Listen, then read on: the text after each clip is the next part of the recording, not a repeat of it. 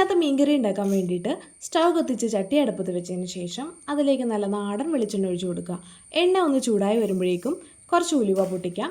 ഉലുവ പൊട്ടി വരുമ്പോഴേക്കും അതിലേക്ക് ഇഞ്ചി വെളുത്തുള്ളി ചെറുതായി അരിഞ്ഞത് കൂടെ ചേർത്ത് കൊടുക്കാം. ഇഞ്ചിയും വെളുത്തുള്ളിയൊക്കെ നല്ലതുപോലെ ഒന്ന് മൂത്ത് വരുമ്പോഴേക്കും ഇതിലേക്ക് ചെറുതായി അരിഞ്ഞു വെച്ചിരിക്കുന്ന ഒരു സവോളയും കൂടെ ചേർത്ത് കൊടുക്കാം. സവോളയും ചേർത്ത് നല്ലതുപോലെ ഒന്ന് വഴറ്റിയെടുക്കണം. ഇനി ഇതിലേക്ക് 2 തണ്ട് കറിവേപ്പിലയും കൂടെ ചേർത്ത് കൊടുക്കാം. സവോളയൊക്കെ നല്ലതുപോലെ മൂത്ത് വരുമ്പോഴേക്കും ഇനി നമുക്കിതിലേക്ക് 1/2 സ്പൂൺ മഞ്ഞൾപ്പൊടി, 2 ടേബിൾ സ്പൂൺ മല്ലിപ്പൊടി, 2 ടേബിൾ സ്പൂൺ മുളക് പൊടി ഇത്രയും ചേർത്ത് നല്ലതുപോലെ ഒന്ന് വഴറ്റിയെടുക്കണം.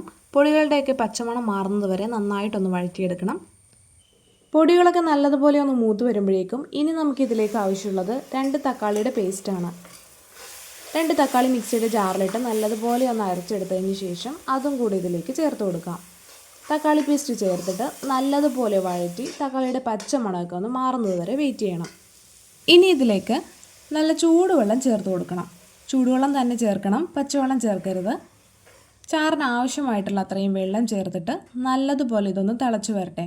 അപ്പോഴേക്കും ഇതിലേക്ക് ആവശ്യമായിട്ടുള്ള ഉപ്പും കൂടെ ചേർത്ത് കൊടുക്കാം. പിന്നെ വേണ്ടത് 2 കഷ്ണം കുടംപുളിയാണ്. ഞാനിവിടെ 2 കഷ്ണം കുടംപുളി വെള്ളത്തിൽ കുതിർത്തി വെച്ചിട്ടുണ്ട്, അതും കൂടെ ചേർത്ത് കൊടുക്കാം.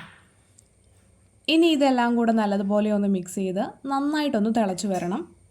ഇപ്പോൾ ചാറെല്ലാം നല്ലതുപോലെ തിളച്ച് വന്നിട്ടുണ്ട്. ഇനി ഇതിലേക്ക് നമ്മൾ മീനിന് പകരമായിട്ട് ചേർക്കുന്നത് പച്ചക്കായയാണ്.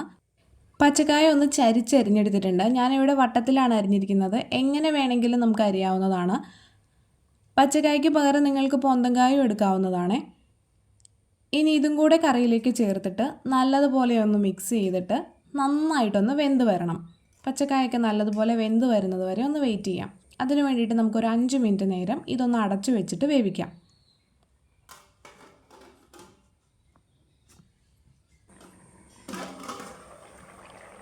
ഇപ്പോൾ ദാ നമ്മുടെ കറിയൊക്കെ നല്ലതുപോലെ തിളച്ച് വറ്റി വന്നിട്ടുണ്ട്.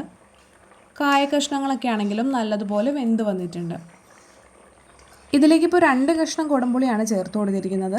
പുളി കൂടുതലാണെങ്കിൽ നിങ്ങൾക്ക് കുടംപുളി എടുത്ത് മാറ്റാവുന്നതാണ്. അങ്ങനെ നമ്മുടെ കറി റെഡിയായി വന്നിട്ടുണ്ട്. ഇനി ഇതിലേക്ക് കുറച്ച് കറിവേപ്പിലയും കുറച്ച് പച്ചവെളിച്ചെണ്ണയും കൂടെ ചേർത്തിട്ട് നമുക്ക് സ്റ്റൗ ഓഫ് ചെയ്യാം. ഇത്രയേ ഉള്ളൂ. വളരെ എളുപ്പത്തിൽ വളരെ രുചികരമായിട്ട് മീനില്ലെങ്കിൽ പോലും മീൻകറിക്ക് പകരമായിട്ട് നമുക്ക് ഉണ്ടാക്കാൻ പറ്റാവുന്ന ഒരു കറിയാണിത്. മീൻകറിയുടെ അതേ രുചിയിലും മണത്തിലും ആയിരിക്കും നമുക്ക് ഈ കറി കിട്ടുക. നല്ല കുറുകിയ ചോറോട് കൂടിയിട്ടുള്ള നല്ല ടേസ്റ്റി ആയിട്ടുള്ള ഒരു കറിയാണ്. അപ്പോൾ എല്ലാവരും ഇതൊന്ന് ട്രൈ ചെയ്ത് നോക്കണേ. വളരെ എളുപ്പത്തിൽ വളരെ ടേസ്റ്റോട് കൂടി ഉണ്ടാക്കാൻ പറ്റിയൊരു കറിയാണ്. അപ്പോൾ ഇനി മീനില്ല എന്നും പറഞ്ഞ് വിഷമിച്ചിരിക്കേണ്ട. മീനിന് പകരമായിട്ട് ഈ കറി ഒന്ന് ഉണ്ടാക്കി നോക്കിയിട്ട് അഭിപ്രായം കമൻറ്റ് ചെയ്യണേ.